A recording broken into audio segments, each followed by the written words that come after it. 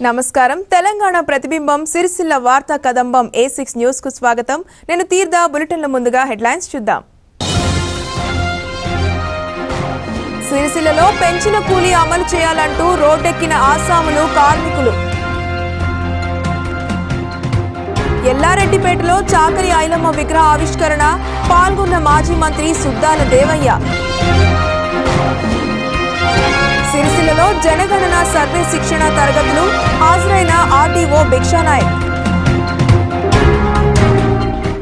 సిరిసిల్ల నియోజకవర్గం ఇంటి పన్ను మరుగుదొడ్ల నిర్మాణంలో ముందంజలో ఉన్నామని జనగణన సర్వేను కూడా ఉపాధ్యాయులు విజయవంతం చేయాలని సిరిసిల్ల ఆర్టీఓ భిక్షానాయక్ కోరారు సిరిసిల్ల ఎంఆర్ఓ కార్యాలయం ఆవరణలో ఉపాధ్యాయులకు ఏర్పాటు చేసిన జనగణన సర్వే శిక్షణ కార్యక్రమానికి సిరిసిల్ల ఆర్డీఓ భిక్షానాయక్ హాజరయ్యారు అనంతరం ఆయన మాట్లాడుతూ ఈ రోజు నుండి చేపట్టిన జనగణన సర్వే డిసెంబర్ 15న ముగుస్తుందన్నారు ఈ సర్వేలో ఉపాధ్యాయులు 2009లో జరిగిన కుటుంబ సర్వేలో మార్పులు మరియు పెరిగిన జనాభా గురించి తెలుపాలన్నారు నెల రోజుల సర్వేను ప్రణాళికబద్ధంగా పూర్తి చేయాలని ఆయన సూచించారు ఈ కార్యక్రమంలో తహసీల్దార్ గంప Shankaraiah statistical officer Narasimhulu Sircilla MEO మరియు అన్ని మండలాల ఉపాధ్యాయులు పాల్గొన్నారు సో అన్నిటికంటే మించి మనం ఏ కార్యక్రమం చేపట్టినా కూడా ట్రైనింగ్ ఇవ్వడం అనేది ఆనవాయితీ మీకు తెలియక కాదు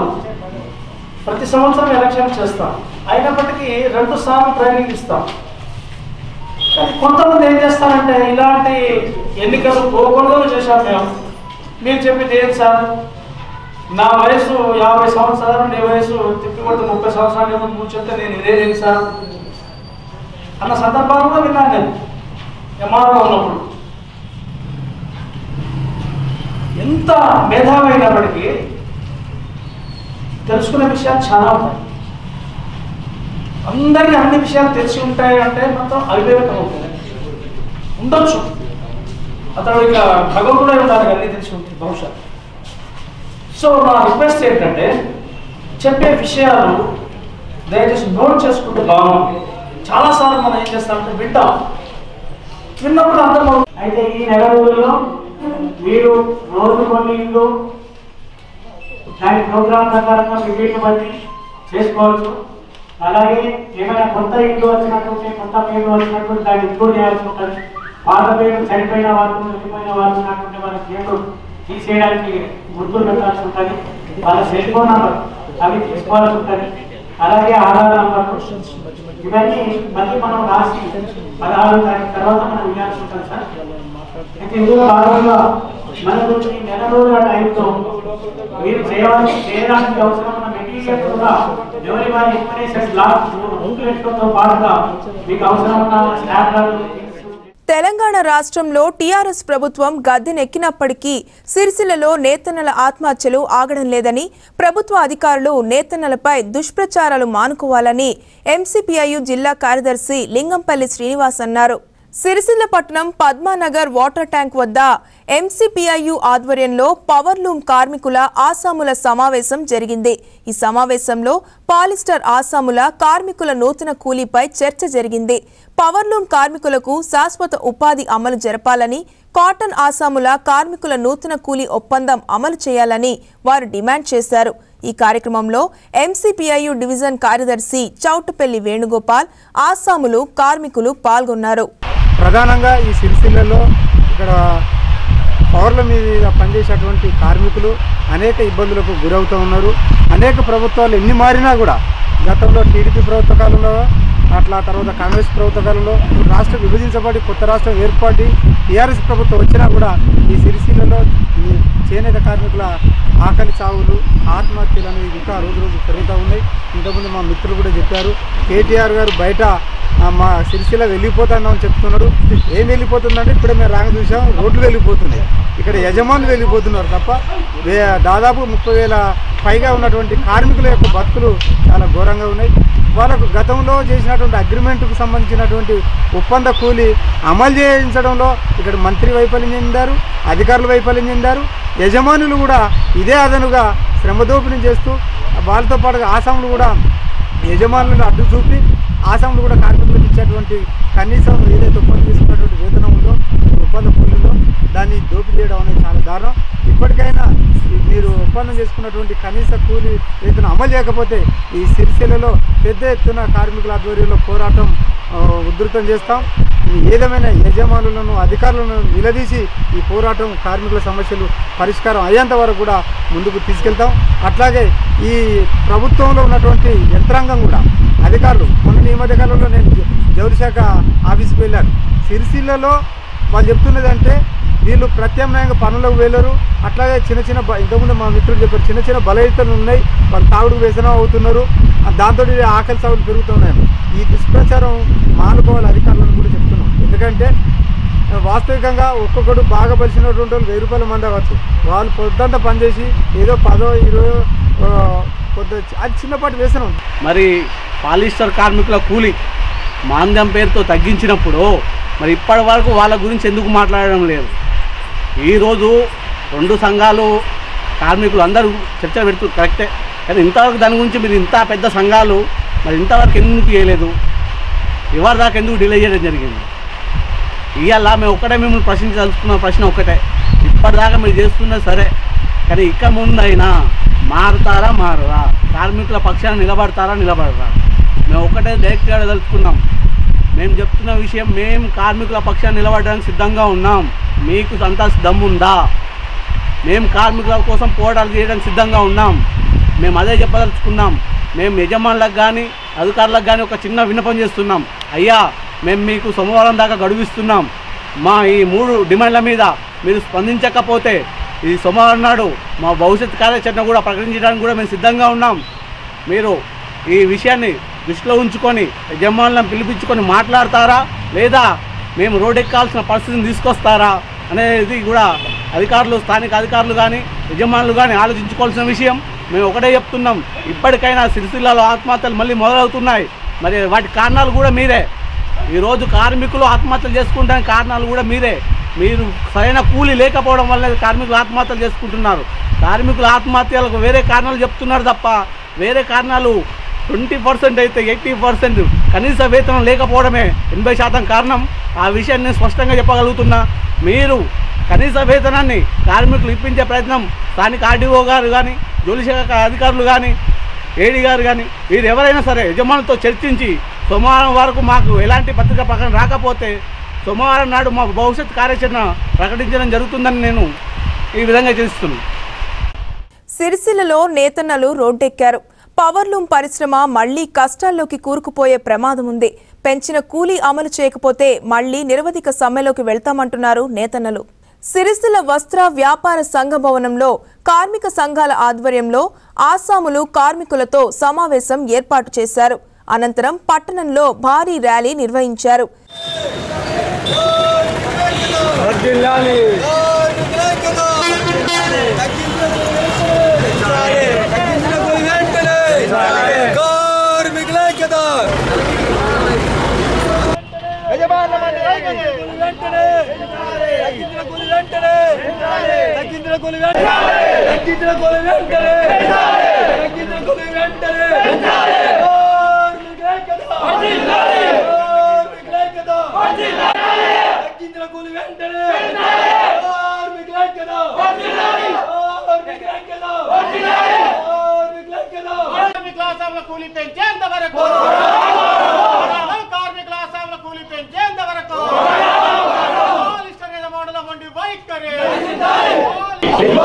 ఒప్పందం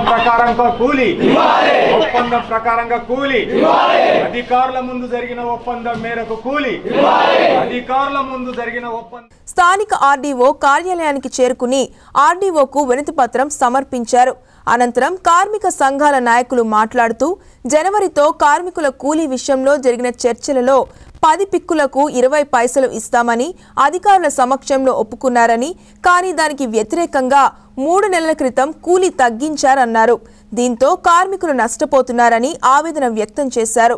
మార్కెట్లో నిత్యావసర సరుకుల ధరలు మండిపోతున్నాయని, యజమానులు మొండివైఖరి వహిస్తున్నారని, వెంటనే పెంచిన కూలీని అమలు చేయాలని వారు డిమాండ్ చేశారు. లేని ఎడల సమ్మెలోకి వెళ్తామని వారు హెచ్చరించారు. ఈ కార్యక్రమంలో సిఐటియు కార్మిక సంఘం నాయకులు పంతం రవి, మూషం రమేష్, ఏఐటియుసి కార్మిక సంఘం నాయకులు సామల మల్లేశం, పోలు కొమురయ్య, ఏఐటియుసి కార్మిక సంఘం నాయకులు సామల మల్లేశం, పోలు కుమరయ్య, నల్ల చంద్రమౌళి, ఆసాముల సంఘం నాయకులు దాసరి వెంకటేశం, వెంగళ అశోక్ మరియు ఆసాములు కార్మికులు పాల్గొన్నారు. మేము వచ్చే సోమవారం నిరవధిక సమ్మెలకు వెళ్ళిపోతుంది. అది మీకు తెలియజేస్తానికి ఇప్పుడు మీరు ఏమైనా ప్రయత్నం చేస్తే ఈ సోమవారం లోపల మేము కార్మికుల సమ్మెకు వెళ్ళకముందే ఈ పరిష్కారం చేయాలని కోరుతా ఉన్నాం. వచ్చే సోమవారం నుంచి మీ సమక్షంలో జరిగిన కూలి ఒప్పందం సార్, మీ సమక్షంలో జౌళి శాఖ అధికారులు, కలెక్టర్ గారు, మంత్రి గారు కూడా సూచన మేరకు ఇంత విపక్షంగా తగ్గించారు సార్. మళ్ళా పాత కూలి వెనకట 3 ఏళ్ల కింద ఉన్న కూలి అక్కడికి తీసుకొచ్చి పెట్టారు. ఉదికేమో పప్పులు జరుగుతూ ఉన్నాయి.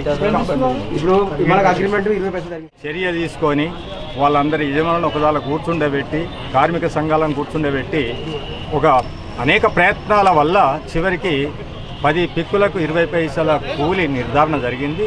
యజమానులు సంతకం పెట్టారు. అధికారుల సమక్షంలో, ఇదే ఆర్డీఓ గారి సమక్షంలో జరిగింది. అది 3-4 నెలలు అమలు కూడా చేసి ఏదో మాంద్యమైన పేరుతో ఎన్నడూ లేదు చరిత్ర, పెంచిన కూలి తగ్గించినటువంటి చరిత్ర. ఇప్పుడు కొత్తగా ఇక్కడ ఉన్నటువంటి యజమానులు అది ఇల్లీగల్గా ఆ కూలి తగ్గించారు. అసలు వాస్తవంగా కనీస వేతనాల చట్ట ప్రకారంగా ఇంకా ఎక్కువ ఇవ్వాలి. అది కూడా మేము తగ్గించుకొని ఏదో కూలి 2 నడవాలి, యజమానులు నడవాలి, ఇటు కార్మికులు నడవాలనే పద్ధతిలో మేము చేస్తే వాళ్ళు దీన్ని అలసుగా తీసుకొని 3 నెలల క్రితం ఎవరికి చెప్పక చేయక ఆసాములకు చెప్పి కూలి తగ్గించినందువల్ల ఆసాములు ఇంట్లోకెళ్ళి ఇవ్వలేక ఆయన తగ్గించిన కూలి ఈయన తగ్గించినందువల్ల చివరికి కార్మికులు నష్టపోతూ ఉన్నారు. ఒకవైపు బజార్లో మేము పప్పులు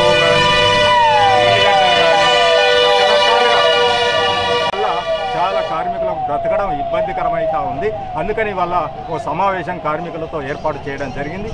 ఆసాములు కార్మికులందరితో వాళ్ళందరి అభిప్రాయం ఒకటే, ఏం లేదు ఇక్కడ యజమానులు మొండి వాళ్ళు ఉన్నారు, ప్రభుత్వాలు కూడా మరి పోరాటం చేయండి పట్టించుకునేటట్టు లేరు అనే ఆలోచనతో ఇక సమ్మె చేస్తే తప్ప బ్రతకడమో సావడమో ఏదైనా కానీ మొత్తం మీద పోరాటం చేద్దాం, రోడ్డు మీదకి వద్దాం అనే పద్ధతులలో మరి రేపు వచ్చే సోమవారం నుండి నిరవధిక సమ్మె చేసే కొరకు నిర్ణయం చేయడం జరిగింది. ఇదే విషయం ఆర్డీఓ గారికి చెప్పడం జరిగింది.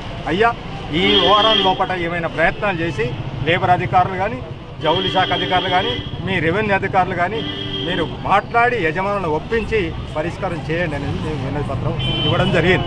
గ్రామం లచ్చపేట తండలో ఎల్లంపల్లి కింద రిజర్వాయర్ కొండరావు చెరువు అని కొండరావు చెరువు, అందులో 140 మంది రైతులు ఉంటారు. 200 ఎకరాల భూమి సర్వే చేసారు, అగ్రిమెంట్లు చేసుకున్నారు. ఫారెస్ట్ ప్లేన్స్ లేదని అధికారులు కాలయాపన చేస్తున్నారు. మా రైతులకు బోర్లు పోయినాయి, కొన్ని కట్ట కింద కట్ట అయిపోయింది, మత్తడి అయిపోయింది, బోర్లు పోయినాయి, కొన్ని బావిలు పోయినాయి. రైతులు వాళ్ళు కూలి పని చేస్తేనే వాళ్ళకు పొట్ట గడుస్తుంది. వాళ్ళకు వెంటనే ఫారెస్ట్ ప్లేన్స్ ఇప్పించి వెంటనే వాళ్ళకు నష్టపరిహారం ఇప్పించాలని ప్రభుత్వం నుంచి అని ప్రభుత్వం కోరుకుంటున్నాం. 30 ఇళ్ళు పోతున్నాయి. నీళ్ళ సౌకర్యం విలేజ్లో కూడా మురుగుదొడ్లు కట్టాలని చెప్పి అట్లా వాళ్ళకు కష్టాల పాలు చేస్తారు. 30 ఇళ్ళు పోతున్నాయి. బోర్లు బావులు అన్నీ నష్టం జరుగుతున్నాయి. వెంటనే నష్టపరిహారం ఇప్పించాలి అని ప్రభుత్వాన్ని కోరుకుంటున్నాం. పైపు లైన్లో కాడికెళ్ళి చెట్టు కాడికెళ్ళి అవన్నీ పోయినా కానీ మాకు కూలి చేసుకొని బతుకుదాం అంటే కూడా మాకు బతుకుతేరు లేదు సార్. ఎందుకనే మీరు పెద్దవాళ్ళు, మీకు అన్ని వివరాలు మీకు తెలుసు ఉన్నాగా కూడా మాకు సిరిసిల్ల పట్టణంలో అత్యధిక మంది కార్మికులు ఆధారపడి ఉన్న పవర్ను పరిశ్రమ మళ్ళీ కష్టాల్లోకి వెళ్ళనుంది. ఎందుకంటే గత 7 మాసాల క్రితము కార్మికులు, ఆసాములు అందరూ ఐక్య ఉద్యమాల ద్వారా సాధించుకున్న కూలీ ఏదైతే ఉందో 10 పిక్కులకు 20 పైసలు, యాజమాన్యాలు దాన్ని ఉల్లంఘించి 10 పిక్కులకు 17 పైసలు ఇవ్వడం ఫలితంగా ఈరోజు కార్మికులు, ఆసాములు మళ్ళీ రోడ్డెక్కారు. మరి ఈరోజు శాంతియుతంగా స్థానిక మార్కండేయ దేవాలయం నుండి ఆర్డీఓ కార్యాలయం వరకు ర్యాలీగా వచ్చి ఆర్డీఓ గారికి వినతిపత్రం ఇవ్వడం జరిగింది. మరి ఈరోజే ఆర్డీఓ గారికి కూడా స్పష్టంగా చెప్పడం జరిగింది, వెంటనే గతంలో ఏదైతే మంత్రి గారి సమక్షంలో అమలైన అగ్రిమెంట్ అయిన కూలీ ఏదైతే ఉందో దాన్ని అమలు చేయని పక్షంలో మళ్ళీ వచ్చే సోమవారం నుండి మళ్ళీ నిరవధిక సమ్మెలోకి వెళ్తామని ఈ సందర్భంగా యాజమాన్యాలకు చెప్పడం జరిగింది. అదే క్రమంలో ఈరోజు మార్కెట్లో చూసినట్లయితే నిత్యావసర సరుకుల ధరలు విపరీతంగా పెరిగిన పరిస్థితి కనబడతా ఉంది. మరి దేశంలో ఎక్కలేని విధంగా సిరిసిల్లలో మాత్రం పెరిగిన కూలీ దించుకోవడం అనేది చాలా సిగ్గుచేటైన విషయం. ఇప్పటికైనా ఇక్కడ ఈ పాలిస్టర్ యాజమాన్యం స్పందించి వెంటనే వాళ్ళకి ఏదైతే కూలీ తగ్గించారో దాన్ని అమలు చేయాల్సిన బాధ్యత వారిపైన ఉంది కనుక వెంటనే ఆ కూలీని అమలు చేయాల్సిందిగా విజ్ఞప్తి చేస్తా ఉంది. అయ్యప్ప మండల పూజ ఆరంభం పురస్కరించుకుని సిరిసిల్ల అయ్యప్ప దేవాలయంలో సాగర్ గురుస్వామి ఆధ్వర్యంలో ధ్వజారోహణ కార్యక్రమం చేపట్టారు. ఈ మండల కాలంలో స్వాములందరూ స్వామివారి దీక్ష చేపట్టి ఆయన కృపకు పాత్రులు కాగలరని ఆయన కోరారు. ఆలయంలో ప్రతిరోజు మాలా దీక్షదారులకు భోజన వసతి కల్పించామని సాగర్ గురుస్వామి తెలిపారు. ఈరోజు దేవాలయంలో మండల పూజ ఆరంభం పునస్కరించుకొని ధ్వజారోహణం కావించబడ్డది. ఈ రోజు నుండి 41 రోజుల తర్వాత అంటే 27 డిసెంబర్ 2015 రోజున మండల పూజ నిర్వహించబడుతుంది. ఈ మండల కాలం స్వాములందరూ దీక్ష వహించి స్వామివారి పాత్రలు కాగలని కోరుతున్నాము. అంతేకాకుండా ఇవాళ నుండి జనవరి 8వ తేదీ వరకు రోజు దీక్షపరులకు భిక్ష కార్యక్రమం కూడా ఏర్పాటు చేయడం జరిగింది. స్వాములు దీన్ని అందరూ వినియోగించుకోవాలని కూడా కోరుతున్నాను. తెలంగాణ యోధురాలైన చిట్యాల ఐలమ్మ దొరలను భూస్వాములను ఎదురొడ్డి ప్రజలను చైతన్యవంతులను చేసిన వీర వనితాని మాజీ మంత్రి సుద్దాల దేవయ్య అభివర్ణించారు. ఎల్లారెడ్డిపేట మండల కేంద్రంలోని సాయిబాబా కమాన్ వద్ద తెలంగాణ వీరవనిత చిట్యాల ఐలమ్మ విగ్రహాన్ని ఆమె మనుమడు చిట్యాల రామచంద్రం, ఎల్లారెడ్డిపేట సర్పంచ్ నేవూరి మమతా వెంకటరెడ్డి, జెడ్పీటీసీ తోట ఆగయ్య, రజక సంఘం మండల అధ్యక్షుడు పెద్దూరి కిష్టయ్య చేతుల మీదుగా పూలమాలలు వేసి ఘనంగా నివాళులర్పించి విగ్రహాన్ని ఆవిష్కరించారు. అనంతరం జరిగిన సమావేశంలో మాజీ మంత్రి సుద్దాల దేవయ్య మాట్లాడుతూ తెలంగాణ కోసం పోరాటం చేసిన ఘనత ఐలమ్మకే దక్కిందన్నారు. ఐలమ్మ మనుమడు చిట్యాల రామచంద్రం మాట్లాడుతూ భూస్వాములు చేసే అన్యాయాలను, ఐలమ్మ పోరాటాలను, ప్రజల ఇబ్బందులను వివరించారు. కమ్యూనిస్టు పోరాటాలను కూడా ఆయన కొనియాడారు. చిట్యాల గ్రామాభివృద్ధికి సర్పంచ్గా ఎనలేని సేవలు చేశారన్నారు. ఎల్లారెడ్డిపేట మండలంలో రజక సంఘం వారు ఏర్పాటు చేసిన విగ్రహం 69వదని తెలిపారు. ఈ కార్యక్రమంలో doctor Satyanarayana, Mustabad MPP Akkaraju Srinivas, Yellareddypet SI Upender, రజక సంఘం నాయకులు మరియు అన్ని గ్రామాల సర్పంచ్లు, ఎంపీటీసీలు తదితరులు పాల్గొన్నారు.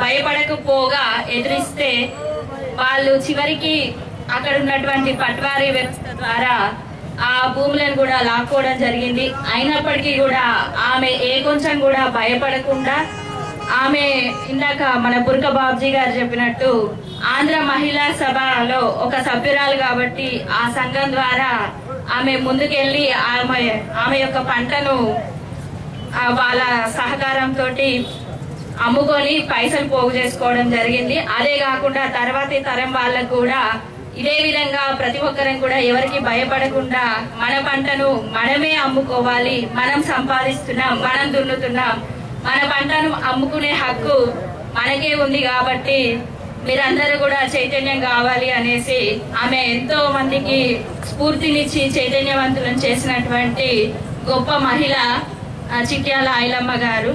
నిజంగా ఆమె స్ఫూర్తితో నేడు మనం ఎంతో ముందుకు పోవాల్సిన అవసరం ఉంది. ఆమె స్ఫూర్తితో ప్రతి ఒక్కరు మహిళ కూడా చైతన్యవంతురాలై ముందుకు వెళ్తుందని మనసారా కోరుకుంటున్నాను.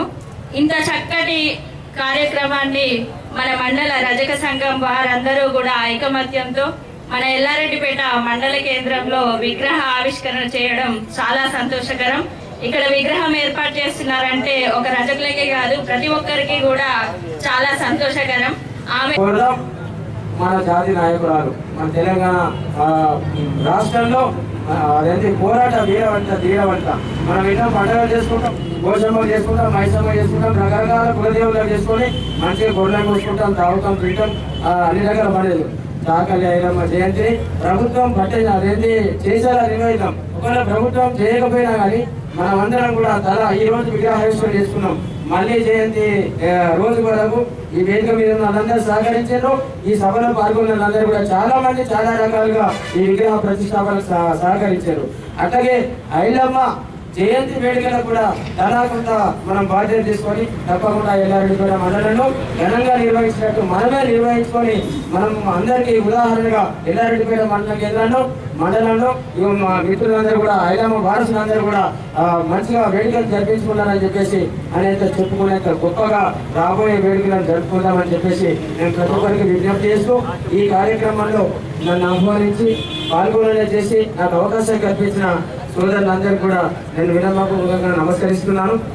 కీర్తిశేషురాలు తెలంగాణ యోధురాలు చిట్యాల ఐలమ్మ గారి విగ్రహ ఆవిష్కరణ కార్యక్రమానికి అధ్యక్షత వహిస్తున్న కృష్ణ గారు, గ్రామ సర్పంచ్ మమతా వెంకటరెడ్డి గారు, వేదిక పైన ఉన్న పెద్దలందరికీ, ఐలమ్మ గారి మనవడు రామచంద్ర గారికి, ఈ కార్యక్రమంలో పాల్గొంటున్న సోదరులు సోదరుమణులకు, కళాకారులకు, పాత్రికేయ మిత్రులందరికీ నమస్కారాలు తెలియజేసుకుంటూ, చాలామంది పెద్దలు చెప్పినట్టు ఆ రోజుల్లో మాట్లాడటానికి కూడా భయపడే రోజుల్లో మరి ఐలమ్మ గారు చైతన్యవంతం చేయడానికి ఎంతో కృషి చేశారు.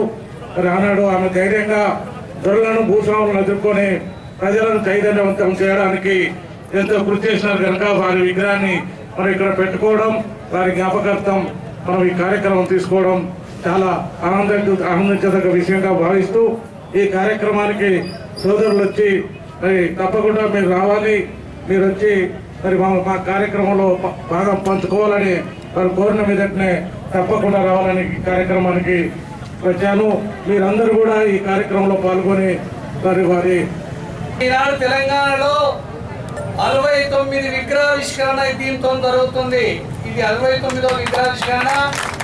68వది బాలగుట్టలో ఐలమ్మ విగ్రహం 550 కిలోలతోని పంచలోహంతో చేయించినాం. సెప్టెంబర్ 10 నాడు ఆమె వర్ధంతి సందర్భంగా చేసినాం.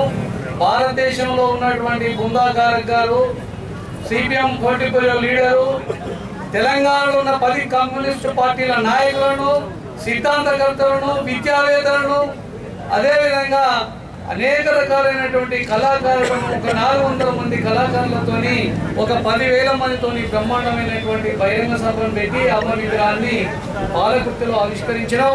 మన ఇక్కడ ఉన్నటువంటి ఎల్లారెడ్డికి సంబంధించినటువంటి మరి ఇక్కడ రైతు సంఘ నాయకులు బాలగుర్తికి వచ్చి మొన్ననే వచ్చి పూజ వచ్చిండ్రు. అయితే ఈ ఉద్యమ కాలంలో అయిపోయే వరకు పుట్టినోని నేను మేము పెద్ద కొడుకు చిన్న కొడుకును. ఉద్యమ కాలం అయిపోతుంది 51లో నేను పుట్టాను.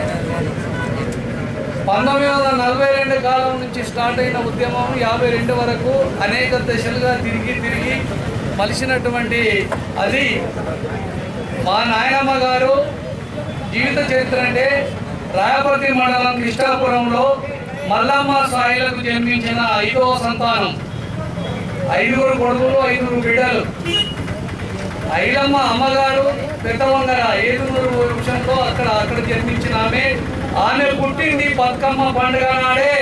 మీరు మొన్న చూడండి 20వ తారీఖు పోయిన బతుకమ్మ 20వ తారీఖు నాడు సాక్షిలో పూర్తిగా ఆమె ఎక్కడ పుట్టింది అనేటువంటి వ్యాసం సగం పేజీ రాయడం జరిగింది. అదే వర్ధంతిగా గుర్తించాల్సింది.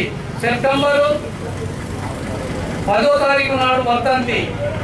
ఇప్పటికీ మనం 30వ వర్ధంతి జరుపుకున్నటువంటి సందర్భంలో మరి అనేక రకాలుగా అనేక తీరులుగా చరిత్ర చెప్తున్నారు. ఆ రోజులలో 42 ప్రాంతంలో నైజాం రాజు ఏలుబడిలో ఉన్నటువంటి నైజాం రాజు ఏలుబడి ఎవరికి? బ్రిటిష్ వాళ్ళ చేతిలో ఉన్నటువంటి నైజాం రాజు. ఆ రోజు బ్రిటిష్ సామ్రాజ్యవాదులు 200 సంవత్సరాలు రవి అస్తమించినటువంటి పరిపాలన ఇచ్చినటువంటి వాళ్ళ కబందాస్తాలో ఉన్నటువంటి నైజాం రాజు తెలంగాణకు ఆయన కొన్ని జిల్లాలు ఏర్పాటు చేసుకొని పరిపాలన సాగిస్తున్నటువంటి నైజాం రాజుకు సామంతరాజు అనేటువంటిది రాబాగా రామచంద్రారెడ్డి విష్ణు రాబోతున్న దేశముకు ఈ ప్రాంతాన్ని ఏర్పడిగా చేసుకొని సాగిస్తున్నటువంటి క్రమంలో పెట్టి చాకిరి, బానిసత్వం, బండ్ల మీద బండ్ల ఉండడం ఉరకడం, ఒట్టిగానే పనిచేయాలి, చెప్పులు ఇచ్చిపోవాలి పటేల ముందటి నుంచి, అటువంటి నిరంకుశమైనటువంటి రోజుల్లో మరి విశాలంలో ప్రజారాజ్యం అనేటువంటిది దాంట్లో ఆ రోజు పుత్తలపల్లి సుందరయ్య గారు పాలకుర్తికి వచ్చి ఐలమ్మ ఇంటినే ఐలమ్మ కొడుకులను ఐలమ్మ ఇంటిని పోయి అక్కడ జెండా ఎర్ర జెండా ఎగరేసిన తర్వాత ఆఫీసుగా తయారైనటువంటి పరిస్థితి ఆ రోజులలో. ఏంటిది పాలకుర్తిలో ఐలమ్మ ఇంటి మీద జెండా ఎగరేయబడింది. అక్కడ జెండా ఎందుకు పెడుతుండ్రు, దేని పెడుతుండ్రు? అక్కడ ఆ టైంలో మనం వ్యవసాయం ఈ గుర్తి చేయడానికి లేదు, వ్యవసాయం చేసుకుందాయని భర్తతోని 5 కొడుకులతోని బిడ్డతో కూర్చొని మాట్లాడి మల్లంపల్లి మక్తేదారు దగ్గర 40 ఎకరాల భూమిని 10 ఎకరాల మాగాని 10 ఎకరాల కృషిని కౌలు తీసుకొని వ్యవసాయం చేసుకుంటూ వీళ్ళని చేసుకోవడం కాకుండా మా ఊళ్ళో వాళ్ళు ఉంటున్నటువంటి భూమిని 400 ఎకరాల భూమిని అందరికి కౌలు ఇప్పించి వ్యవసాయం చేసే క్రమంలో అరే మనకెవరు చెబుతాడు ఇటువంటి పరిస్థితి వస్తే ఆ రోజు పోలీస్ పటేల్ శేషగిరిరావు పెద్ద భూస్వామి మా దగ్గర, ఇంకో దేశం ఒక వీరారెడ్డి ఉన్నారు, వాళ్ళు ఎవరికైనా పోలే మా ఊళ్ళే. అయితే ఈ దానికి అయ్యా మరి రామచంద్రరావు గారు పిలిచి ఏంటిది ఒక జాగలో లేని వ్యవసాయం చేసుకుంటే మన పరిస్థితి ఏంటి, మన అవసరాలు ఏంటి అనేటువంటి దాని క్రమం. తెలంగాణ రాష్ట్రంలోనే అత్యంత ప్రసిద్ధిగాంచిన ముస్తాబాద్ మండల కేంద్రంలోని శ్రీ హరిహరపుత్ర అయ్యప్ప దేవాలయంలో ధ్వజారోహణ ఉత్సవం అత్యంత వైభవంగా జరిగింది. ముస్తాబాద్ శ్రీ హరిహరపుత్ర అయ్యప్ప దేవాలయంలో శ్రీ శ్రీశాంతి స్వరూపులు రాజు గురుస్వామి ఆధ్వర్యంలో గణపతి హోమం, స్వామివారికి పంచామృత అభిషేకాలు, అష్టోత్తర శతనామాలతో పూజలు నిర్వహించారు. స్వామివారి పుష్పాలంకరణ పలువురిని ఆకట్టుకుంది.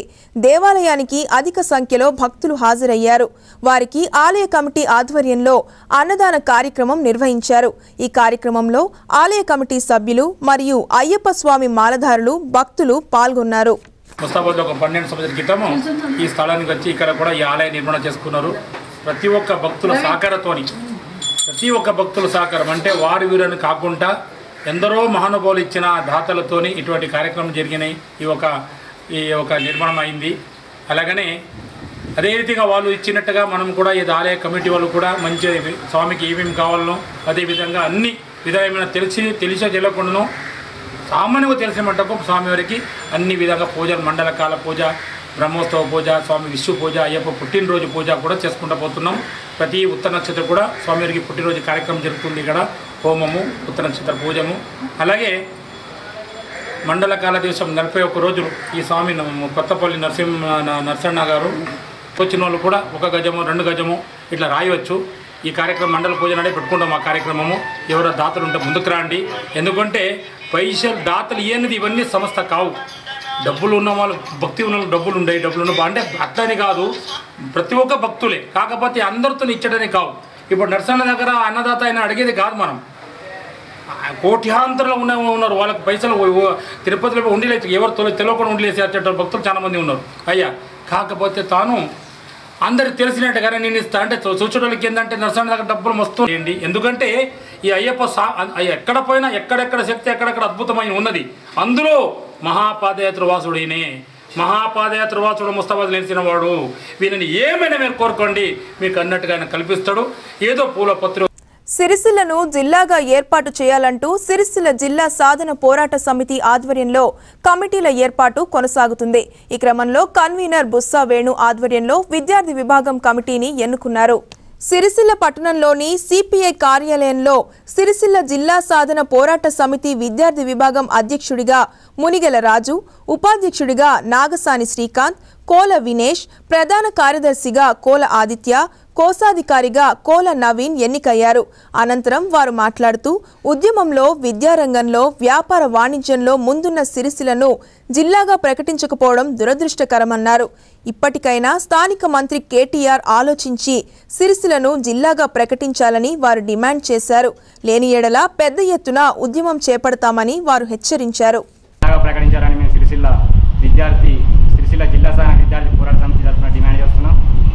ఈనాడు విద్యారంగం చూస్తే సిరిసిల్ల కనుక చూసుకున్నట్టయితే అన్ని విధాలుగా అనుకూలంగానే ఉన్నప్పటికీ సిరిసిల్ల జిల్లాగా ప్రకటించకుండా ప్రభుత్వం సిద్దిపేటలో సిరిసిల్లను కలిపేందుకు ఒక కుట్రలో భాగమైన సిరిసిల్లను సిద్దిపేటలో కలపడం, సిరిసిల్లలో ఉన్నటువంటి సహజ వనరులను సిద్దిపేటకు తరలించేందుకే ఈనాడు కేటీఆర్ టీఆర్ఎస్ ప్రభుత్వం సిద్దిపేటలో కలపడానికి సిరిసిల్లను ప్రయత్నం చేస్తున్నారు. ఈనాడు సిరిసిల్ల జిల్లా చేయడం వల్ల విద్యా వ్యవస్థ మరింత దృఢపడి విద్యార్థులకు మెరుగైన విద్యతో పాటు ఉద్యోగ ఉపాధి అవకాశాలు పెరిగి ఈనాడు నేతన్న ఆత్మహత్యలు కానీ రైతన్న ఆత్మహత్యలు కానీ ఆగి పారిశ్రామికంగా సిరిసిల్ల డెవలప్మెంట్ అయ్యే అవకాశం ఉంది. విద్యా వ్యవస్థ సుధా మరీ దృఢపడే అవకాశం ఉంది. మా విద్యార్థులకు సుధా ఉద్యోగ అవకాశాలు లభించే అవకాశం ఉంది. కానీ ఈనాడు కేటీఆర్ సిరిసిల్ల జిల్లా ప్రకటించకుండా సిద్దిపేటలో కలిపేందుకు కుట్ర చేస్తుండ్రు. కేటీఆర్ ఎప్పుడు మాట్లాడే మాట తనకు రాజకీయ జన్మనిచ్చిన సిరిసిల్ల తల్లి రుణం తీర్చుకుంటారని మాట్లాడతారు. ఈనాడు సిరిసిల్ల జిల్లా స్థానానికి అన్ని విధాలుగా అనుకూలంగా ఉన్నటువంటి సిరిసిల్లను వెంటనే జిల్లాగా ప్రకటించి తన రాజకీయ జన్మనిచ్చిన సిరిసిల్ల తల్లి రుణం తీర్చుకోవాలని డిమాండ్ చేస్తున్నాం మేము. ఈనాడు కేటీఆర్ తల్లి రుణం తీర్చుకోవడం కాదు కదా, కన్న తల్లి కాకుండా సిరిసిల్లను కసాయి తల్లి కన్నా అయినాక సిరిసిల్లను చూసుకుంటూ మేము సిరిసిల్ల విద్యార్థి పోరాట సమితిని ఏర్పాటు చేసుకొని సిరిసిల్లను జిల్లాగా ప్రకటించేంత వరకు మేము విద్యార్థుల ఉద్యమం చేస్తూ సిరిసిల్లను జిల్లాగా ప్రకటించేంత వరకు మేము పోరాటం చేస్తామని మేము సిరిసిల్ల జిల్లా స్థానిక విద్యార్థి పోరాట సమితి శ్రీ పీడిఎస్ విద్రుమాన్ తరఫున డిమాండ్ చేస్తున్నాం. సిరిసిల్లలో పెంచిన కూలీ అమలు చేయాలంటూ రోడ్డెక్కిన ఆసాములు, కార్మికులు. ఎల్లారెడ్డిపేటలో చాకరి ఐలమ్మ విగ్రహ ఆవిష్కరణ, పాల్గొన్న మాజీ మంత్రి సుద్దాల దేవయ్య. సిరిసిల్లలో జనగణన సర్వే శిక్షణ తరగతులు, హాజరైన ఆర్డీఓ భిక్షానాయక్. ఈ వార్తలు ఇంతటితో సమాప్తం. తిరిగి ప్రసారమయ్యే A6 న్యూస్ లో మళ్ళీ కలుద్దాం. అంతవరకు సెలవు. నమస్కారం.